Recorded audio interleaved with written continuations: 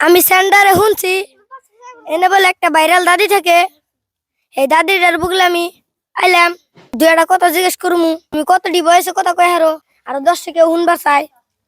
তুমি তো আমার নাতির বয়সের বয়স, তুমি আর আমার কি ইন্টারভিউ নিবে?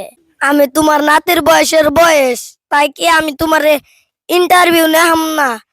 আমি আইছি তোমারে ইন্টারভিউ নিবে। দাদি তুমি কি কি বয়স জানো? আমি খালি বুড়ি মানুষের বয়স জানি।